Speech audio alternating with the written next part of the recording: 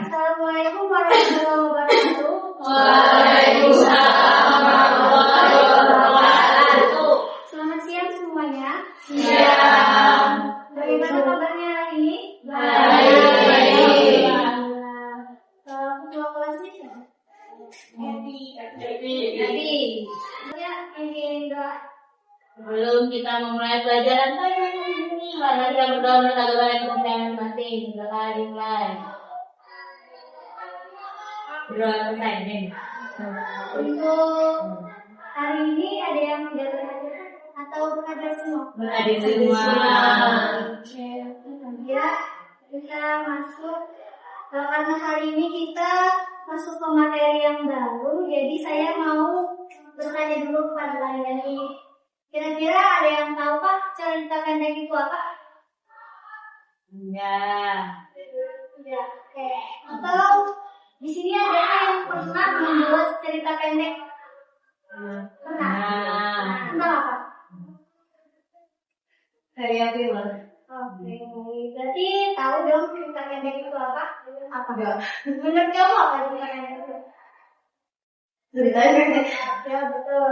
Jadi cerita pendek itu cerita yang kisahnya itu singkat dan tidak lebih dari 10.000 kata. Nah, karena di materi ini kalian ada dihubungkan dengan latar belakang peristiwa sejarah, kira-kira bagaimana nih cara kalian untuk memahami cerpen dengan latar belakang peristiwa sejarah tadi? Ada yang tahu? Oke, jadi untuk memahami cerpen dengan latar belakang peristiwa sejarah ini, kalian bisa memahaminya lewat unsur-unsur intrinsik yang ada pada cerita pendek tadi. Jadi kalian nanti akan melihat dulu nih di cerita itu apa saja bagian dari unsur intrinsik itu, dan dari situ kalian akan memahami makna atau maksud dari cerita pendek tadi. Sebelum masuk ke materi, saya mau menyampaikan dulu tujuan pembelajaran kita selama beberapa pertemuan yang akan datang. Yaitu yang pertama, kalian mampu menganalisis unsur intrinsik, ekstrinsik, dan nilai moral pada cerpen sejarah dalam bentuk mimicking. Lalu yang kedua, kalian mampu menulis cerita pendek dengan unsur intrinsik, ekstrinsik, dan mengandung nilai moral.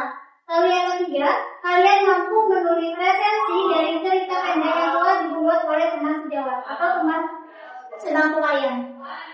Untuk pembelajaran hari ini, kita masuk ke tujuan yang pertama, yaitu menganalisis unsur intrinsik, ekstrinsik, dan nilai moral pada cerita sejarah dengan bentuk mimicking. Baik, langsung saja. Ini pengertian tentang cerpen. Jadi apa sih itu cerpen? Jadi cerpen itu adalah karya sastra yang berisi kisah singkat dengan panjang tidak lebih dari 10.000 kata. Nah, cerpen biasanya berisi tentang narasi tunggal dan bukunya itu hanya pada satu peristiwa saja atau satu tokoh utama saja. Jadi cerpen ini pun biasanya dalam ceritanya itu sederhana dan konfliknya pun tidak terlalu berat. Berbeda dengan novel. Kalau novel kan macam-macam tuh konfliknya. Nah, sebenarnya cerpen itu hanya satu peristiwa ini saja. Dan cerpen ini disebut juga dengan cerita sekaligus. Oke, lanjut. Ini ciri-ciri cerpen. Nah, jadi seperti pengertian cerpen tadi, untuk ciri yang pertama yaitu memiliki jumlah kata tidak lebih dari 10.000 kata dan proporsi tulisannya lebih singkat daripada novel. Lalu yang kedua, isi ceritanya biasanya menggambarkan kehidupan sehari-hari dan hanya terfokus pada satu tokoh saja. Lalu yang ketiga, tokoh yang diceritakan dalam cerpen itu biasanya mengalami sebuah konflik sampai tahap penyelesaiannya.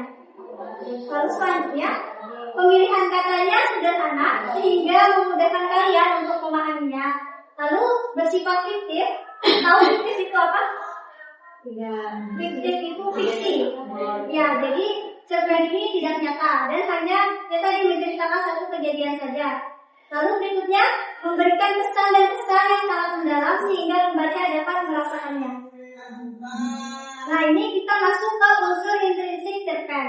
Jadi, unsur intrinsik cerpen ini adalah unsur yang membangun dari dalam cerpen itu tadi.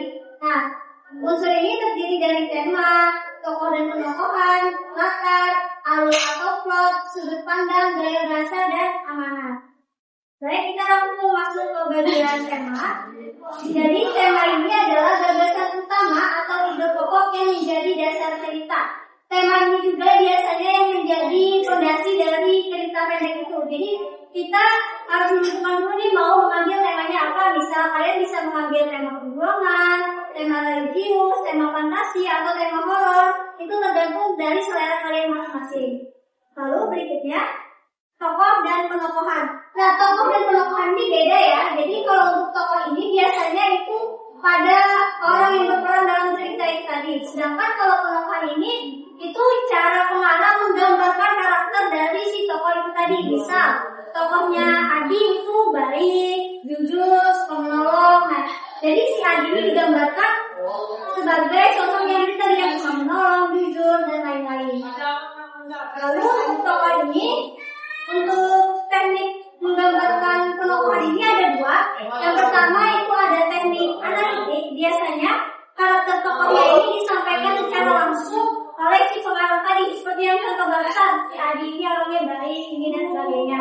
Sedangkan yang kedua itu teknik dramatik, di mana teknik ini karakternya disampaikan secara tersirat dan biasanya penulis itu menggambarkan karakter tokoh ini melalui fisiknya atau cara perilaku tokoh tersebut dan penggambaran dari lingkungan tokohnya dan sebagainya. Nah, dalam tokoh ini ada dua jenis dalam tokoh cerita, yaitu yang pertama ada tokoh utama dan itu berdasarkan fungsi, ada tokoh utama dan tokoh pendukung. Lalu kalau untuk peranannya ini ada tokoh protagonis dan antagonis. Nah, kalau protagonis ini biasanya itu langsung digambarkan bahwa si tokoh ini adalah tokoh utama atau biasanya tokoh yang paling disukai oleh pembaca. Sedangkan tokoh antagonis ini itu biasanya tokoh yang menjadi penyebab timbulnya si konflik antara tokoh pembantu dengan si tokoh utama tadi. Baik, selanjutnya kita masuk ke bagian latar. Nah, latar ini ada tiga, yaitu yang pertama ada latar tempat, ada latar waktu, dan latar suasana. Latar tempat ini menunjukkan pada tempat kejadian atau peristiwa dalam cerpen. Lalu yang kedua, latar waktu ini menjelaskan waktu kejadian atau peristiwa.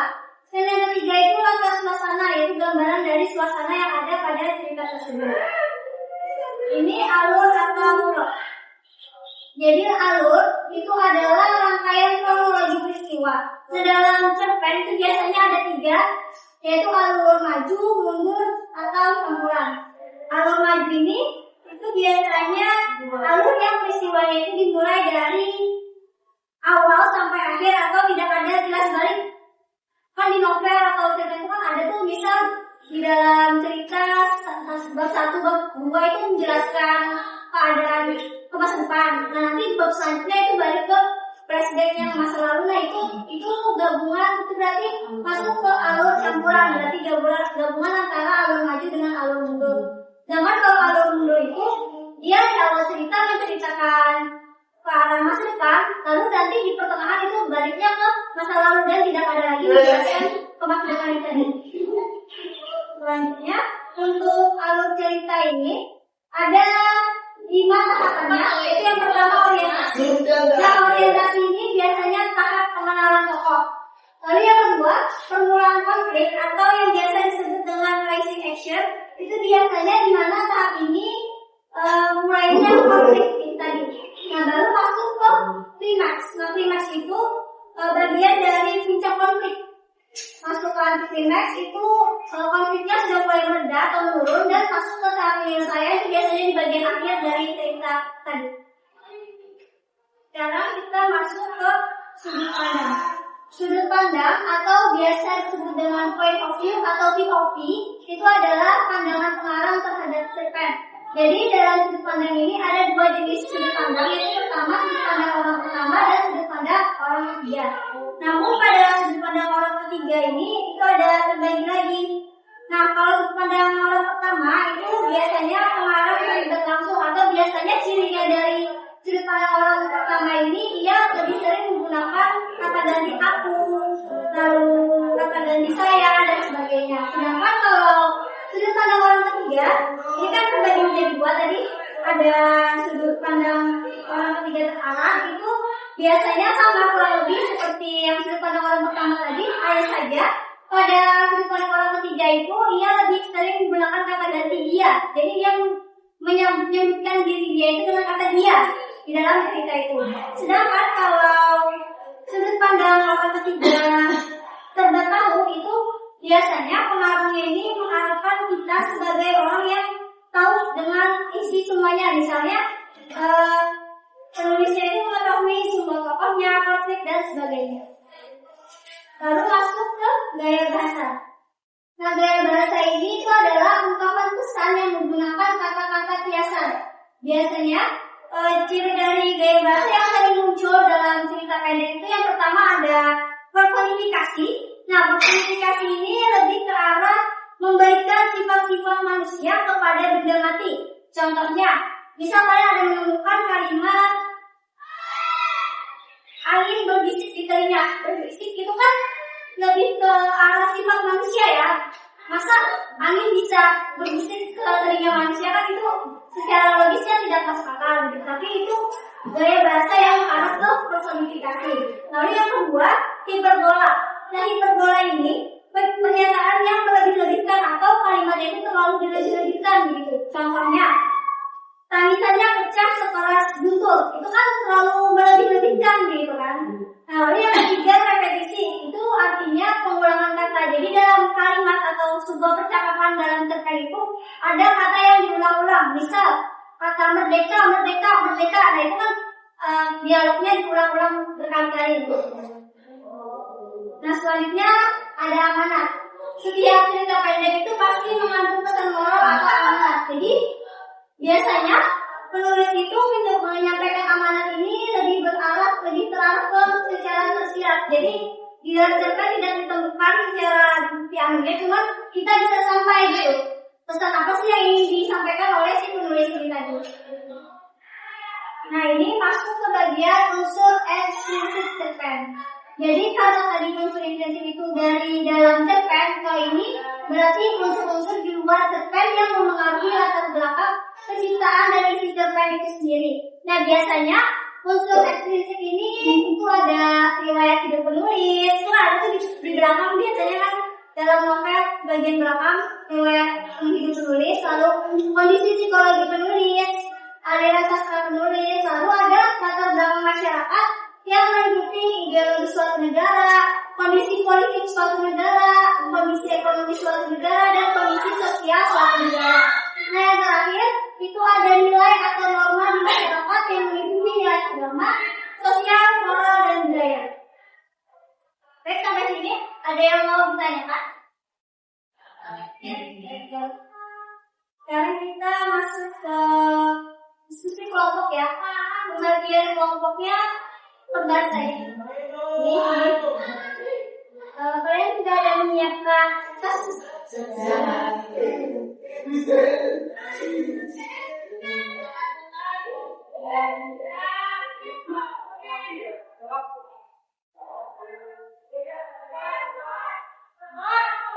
Jadi bisa ambil menentukan perwakilan karena cuma ada 4 kelompok ya. Jadi bisa dipelajari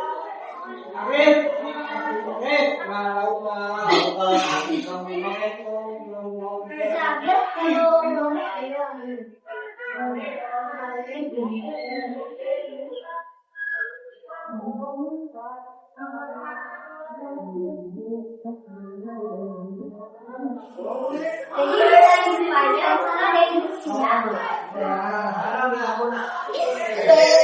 Hari ini kalian diminta untuk membuat screen mapping, dan di situ ada cerpen kan di sini. Dan ini kalian itu apa saja unsur-unsur yang ada dalam cerpen ini, misal temanya apa, tokoh dan tokohnya seperti apa, latarnya bagaimana, alurnya seperti apa, sudut pandang, gaya bahasa dan amanat, dan masukin juga nilai-nilai yang ada di dalam teks. Bisa mulai kelompoknya masing-masing dan mulai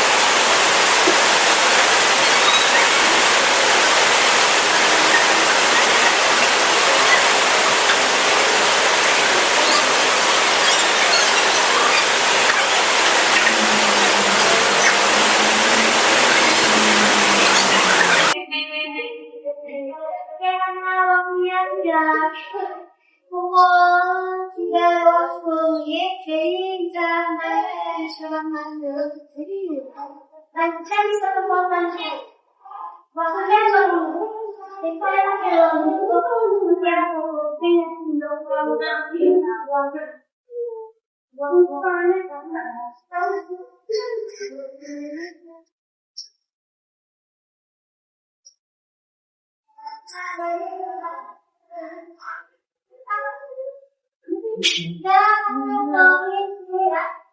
jadi bisa pinjai hotel utama yang ada di Raya.